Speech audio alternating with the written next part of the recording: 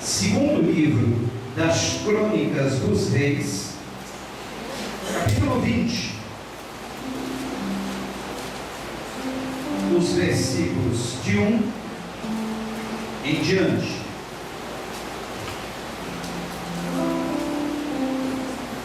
O texto deve estar projetado também para aqueles que não acharam ou não conseguirem acompanhar aí pela Bíblia. Segundo livro das Crônicas, capítulo 20.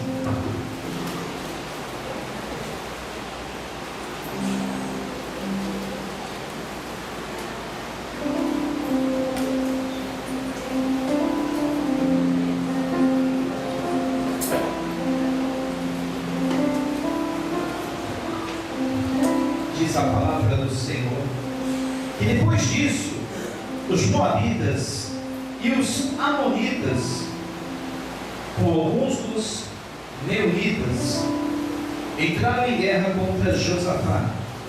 Então informaram a Josafá: um exército enorme vem contra ti, de Edom, do outro lado do Mar Morto, já está em Hazazon Tamar, isto é, em Engedi.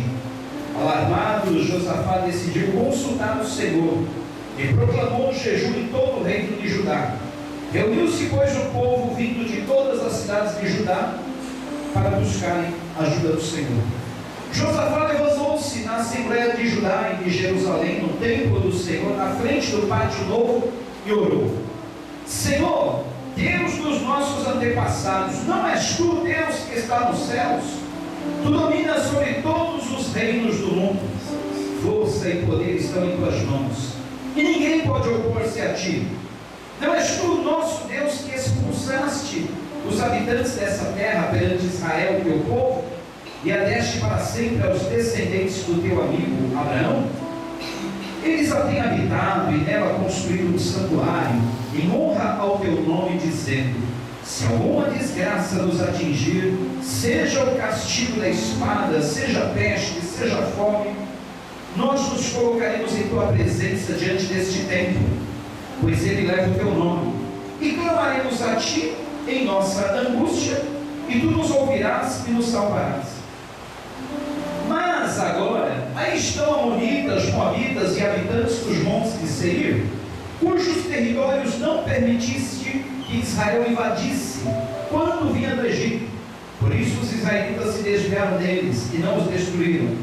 Vê agora como estão nos retribuindo, ao virem expulsar-nos da terra que nos deste por herança. Ó nosso Deus, não irás tu julgá-los? Pois não temos força para enfrentar esse exército imenso que vem nos atacar. Não sabemos o que fazer, mas os nossos olhos se voltam para ti. Todos os homens de Judá, com suas mulheres e seus filhos, até os de colo, estavam ali em pé diante do Senhor. Então o Espírito do Senhor veio sobre Jaziel, filho de Zacarias, neto de Benaia, bisneto de Jeiel, trineto de Matanias, levita e descendente de Asaf, no meio da Assembleia. Ele disse: escutem todos os que vivem em Judá e em Jerusalém. E o rei Josafá: assim lhes diz o Senhor, não tenham medo, nem fiquem desanimados por causa desse exército enorme, pois a batalha não é de vocês, mas de Deus. Amanhã desçam contra eles, eis que virão pela subida de Cis, e vocês os encontrarão no fim do vale, em frente ao deserto de Jeruel. Atenção, vocês não precisarão lutar nessa batalha. Tomem suas posições, permaneçam firmes, e vejam o livramento que o Senhor lhes dará. Ó Judá, ó Jerusalém, não tenham medo, nem desanimem. Saiam para enfrentá-los amanhã, e o Senhor estará com vocês. Josafá prostrou-se rosto em terra, e todo o povo de Judá e de Jerusalém prostrou-se em adoração perante o Senhor. Então os levitas, descendentes dos coatitas e dos coreitas, levantaram-se e louvaram ao Senhor, o Deus de Israel, em alta voz. E de madrugada partiram para o deserto de Tecoa. Quando estavam saindo, Josafá lhes disse: escutem-me, Judá e povo de Jerusalém, tenham fé no Senhor, o seu Deus, e vocês serão sustentados. Tenham fé nos profetas do Senhor e terão a vitória. Depois de consultar o povo, Josafá nomeou alguns homens para louvarem, cantarem ao Senhor e o louvarem pelo esplendor de sua santidade, indo à frente do exército cantando: deem graças ao Senhor, pois o seu amor dura para sempre. E quando começaram a cantar e entoar louvores, o Senhor preparou emboscadas contra os homens de Amon, de Moabe e nos montes de Seir, que estavam invadindo Judá, e eles foram derrotados. Os amonitas, os moabitas, atacaram-os nos montes de Seir para destruí-los e aniquilá-los. Depois de massacrarem os homens de Seir, destruíram uns aos outros. Quando os homens de Judá foram para o lugar de onde se avista o deserto e olharam para o imenso exército, viram somente cadáveres no chão. Ninguém havia escapado. Então Josafá e os seus soldados foram saquear os cadáveres e encontraram entre eles grande quantidade de equipamentos e roupas, e também objetos de valor. Passaram 3 dias saqueando, mas havia mais do que eram capazes de levar. No 4º dia, eles se reuniram no vale de Beraca, onde louvaram ao Senhor. Por isso, até hoje, esse lugar chama-se Vale da Bênção.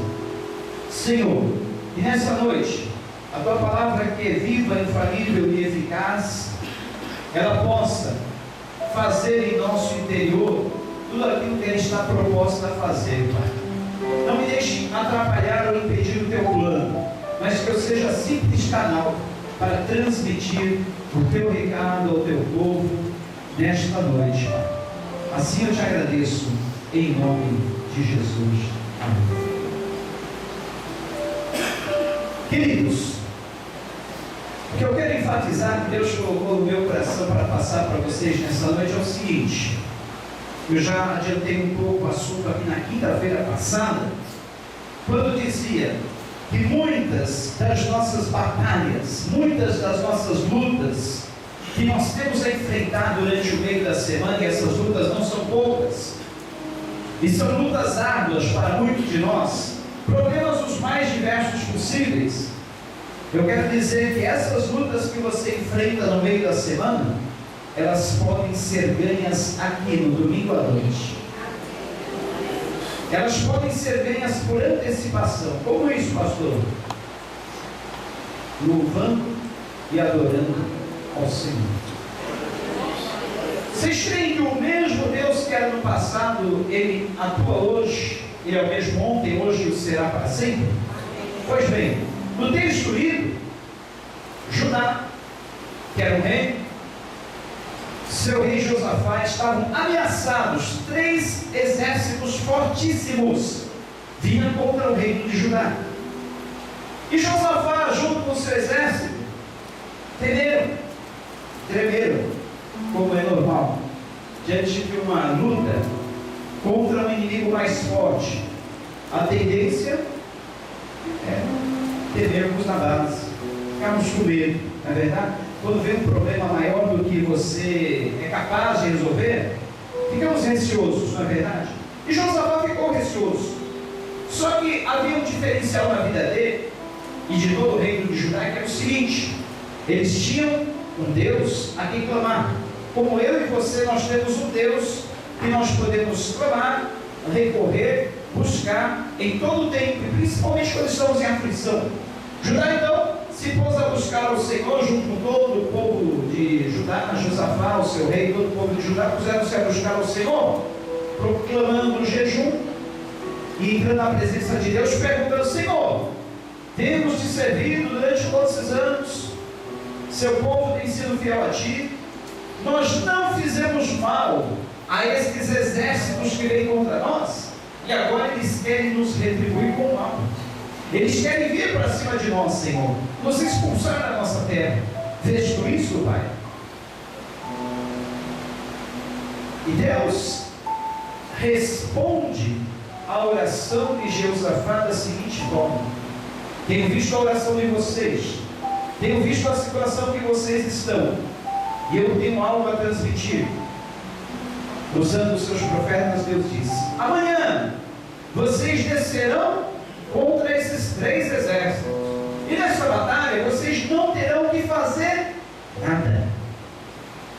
Ficarem quietos, ficarem parados, e apenas vejam o livramento que Deus dará a vocês.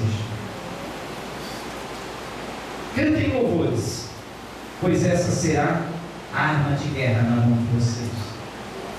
Olha a dica para nós. Problemas, exércitos que se levantam contra nós, dificuldades, podem ser ganhas através do louvor e da adoração. Por isso, eu tenho falado, batido nessa tecla e não me cansado. Venha à reunião de culto, adore o Senhor. Não perca um minuto da adoração. Não perca essa oportunidade. Não fique de braços cruzados. Não fique parado. Não olhe para o seu lado. Não olhe o que está acontecendo atrás, o que está acontecendo na frente. Simplesmente entre na presença total de Deus. Adore-o. Louve a sua majestade santa, porque Ele gosta disso. Agora você pode me perguntar, mas pastor, por que Deus gosta tanto de adoração? Por que Deus quer tanto o nosso louvor? A resposta para isso, queridos, é porque nós fomos criados para isso. Nós não fomos criados para outra coisa senão para louvarmos ao Senhor. Carta de Paulo aos Efésios, capítulo 1, abram aí comigo, diz assim, capítulo 1 da carta que Paulo escreveu aos Efésios, versículos 5 e 6, diz assim: 4. Porque Deus nos escolheu nele, antes da criação do mundo, para sermos santos e irrepreensíveis em sua presença. Em amor, nos predestinou para sermos adotados como filhos, por meio de Jesus Cristo, conforme o bom propósito da sua vontade, para o louvor da sua gloriosa graça, a qual nos deu gratuitamente no amado.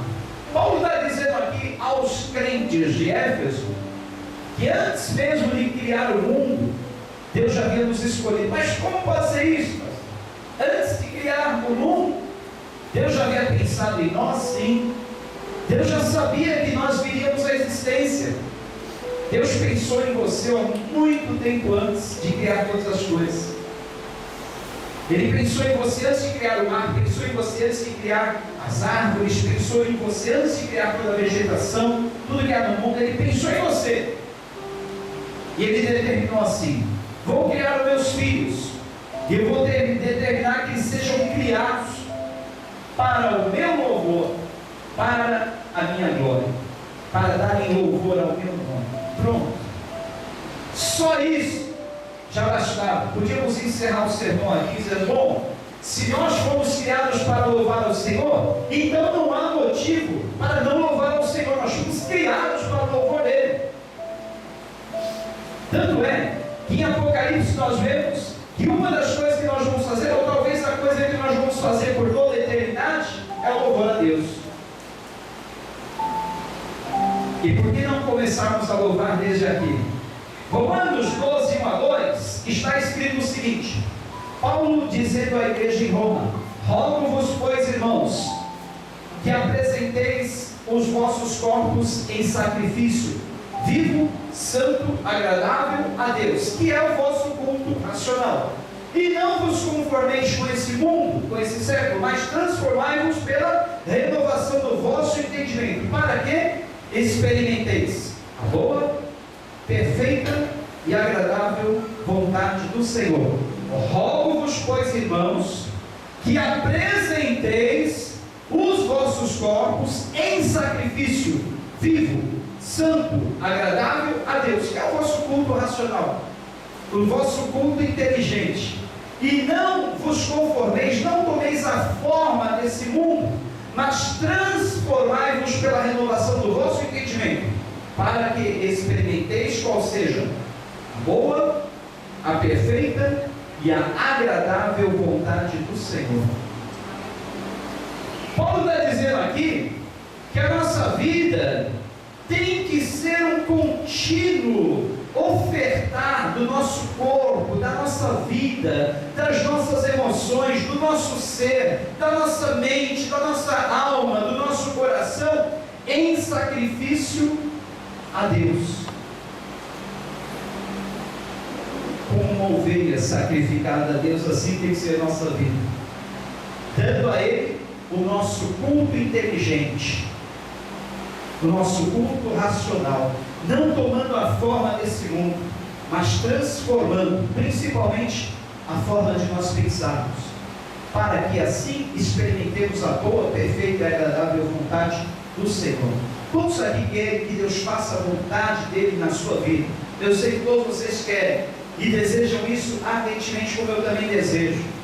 Mas para que Deus faça, execute, exerça a sua vontade, que é boa, perfeita e agradável na nossa vida, nós temos que nos oferecer a Ele, dizer: olha, Senhor, aqui está minha vida, eu ofereço a Ti como sacrifício. E sabe, o sacrifício que Deus mais gosta de receber de Ti é o sacrifício do louvor. Sacrifício do louvor, sim. Porque tem dias, eu sei, que você não está com um pingo de vontade de louvar a Deus. Poxa, louvar a Deus, eu estou sem dinheiro no bolso. Louvar a Deus, eu estou com tanto problema na minha cabeça. Louvar a Deus, eu estou tão chateado. Louvar a Deus, eu estou tão... Agora, vou te dizer uma verdade: o louvor liberta. Sabia disso? É nessas horas, nesses momentos que você não está bem, você não está legal, você está cheio de problemas, está cheio de dificuldade, o louvor vai libertar. Quer ver uma coisa? Atos capítulo 16. Paulo e Silas estavam na prisão, correntados, posição incômoda, lugar úmido, lugar frio, lugar sem nenhuma comodidade. De repente, naquela posição, acorrentados, um olha para o outro: Paulo, Silas, o que vamos fazer? Vamos sacar a nossa arma, vamos pegar uma bomba atômica, a nossa bomba atômica, vamos detonar essas paredes e vamos ficar livres dessa prisão. E foi o que eles fizeram. Eles estavam armados, os pastores tinham bomba atômica? Tinha. E a bomba atômica, a bomba que eles tinham, a arma que eles tinham era o louvor. Eles começaram a louvar. Diz a palavra do Senhor que eles louvaram o Senhor, era meia-noite. E eles louvavam não baixinho, eles louvavam alto, de forma que outros presos os ouviram. E diz que enquanto eles louvavam, as paredes do cárcere começaram a tremer. E de repente as portas se abriram. E todos ficaram livres da prisão. O louvor trouxe libertação não só a Paulo e Silas, mas a todos que estavam em volta ouvindo. Quando você louva, o louvor te liberta. Quando você louva, o louvor liberta as pessoas que estão ao seu redor. Quando você louva, o louvor traz libertação à sua casa. Quando você louva, o louvor faz coisas incríveis. Pode causar um terremoto. E nesse terremoto, em vez de tirar as coisas do lugar, esse terremoto vai colocar as coisas no seu devido lugar. E vai trazer libertação. Louve ao Senhor, adore ao Senhor, não perca essa oportunidade, vença as batalhas por antecipação.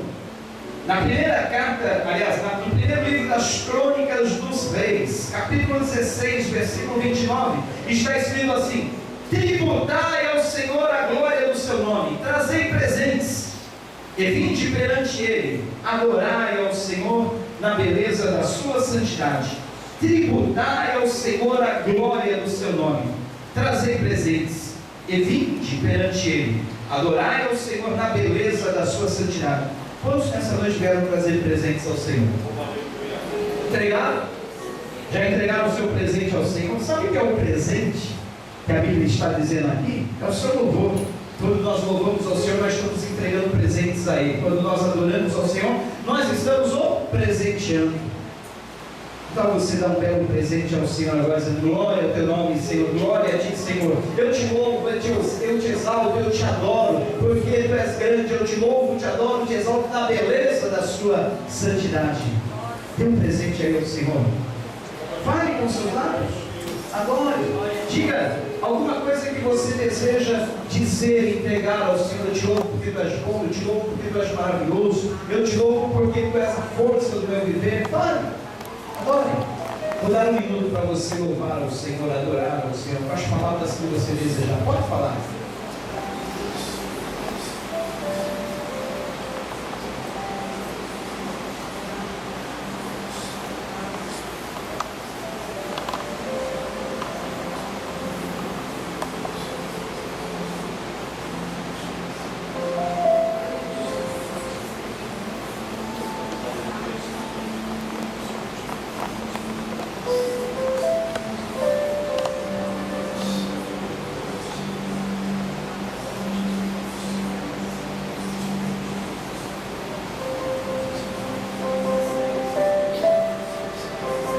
Aleluia, louvai ao Senhor, tributai ao Senhor a glória do seu nome, trazei presentes e vinde perante Ele, adorai ao Senhor na beleza da sua santidade. O versículo que nós lemos fala-nos de tributos. Que são tributos? Impostos devido a uma autoridade. E todo imposto pago, todo tributo pago é um dever, é uma ordem, tributar, pagar impostos. Se não o fazemos, sofremos as devidas sanções, as devidas penalidades. E por outro lado, se nós o fazemos, o que acontece? Esse tributo que nós pagamos retorna para nós em forma de algum benefício. Não é assim? Por exemplo, pagamos o IPVA, que é um tributo. Temos como retorno ruas bem asfaltadas, sem buraco. Pagamos IPTU, temos da mesma forma as ruas bem cuidadas, limpinhas, bem iluminadas, bem cuidadas, tipo da nossa cidade, né? Suponhamos que fosse assim. Deveria ser assim.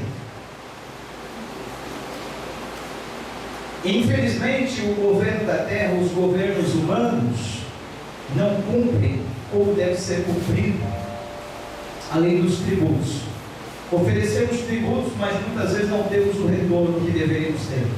Agora, com o soberano, o Rei dos Reis, Senhor dos Senhores, é diferente. Ele é o Rei justo. Toda vez que nós damos tributo a Ele, Ele nos devolve esses tributos em forma de benefícios. Nós temos devolução. E a devolução que Ele nos faz é muito maior do que aquilo que nós lhe oferecemos. Você dá a Deus a glória devida ao nome dEle, você tributa-lhe o louvor. Deus te dá vitória contra os inimigos, contra os seus problemas. Deus te dá força para você viver. Deus te dá graça. Deus te concede misericórdia. Deus te concede alegria. Você louva, a tristeza vai embora, imediatamente vem a alegria no teu viver. Você tem força para viver. Você enfrenta os seus problemas de frente. Você não desanima. Você está sempre cabeça erguida. Você luta e luta vitoriosamente. O inimigo foge de você quando ele vê que você está com a arma do louvor nas mãos. Tribute ao Senhor. Se você quer um motivo para louvar ao Senhor, é porque Ele ordenou isso na sua palavra. E Ele colocou o louvor como um tributo a Ele. Além de nós sermos nascidos para louvar ao Senhor, devemos o fazer porque é um tributo que nós oferecemos a Ele. E também é o nosso culto racional. Quer ver mais um motivo? No Salmo 147, versículo 2, diz que o Senhor deve ser louvado, o Senhor deve ser adorado, porque Ele é o único Deus que existe. Ele é o único. Então não há mais nenhum outro que nós devemos louvar, só Ele. Então só Ele. Louvemos a Ele, Ele é o único, Ele é exclusivo. E Ele quer também exclusividade da nossa adoração. Quantas vezes nós adoramos os ídolos da TV, os ídolos do futebol,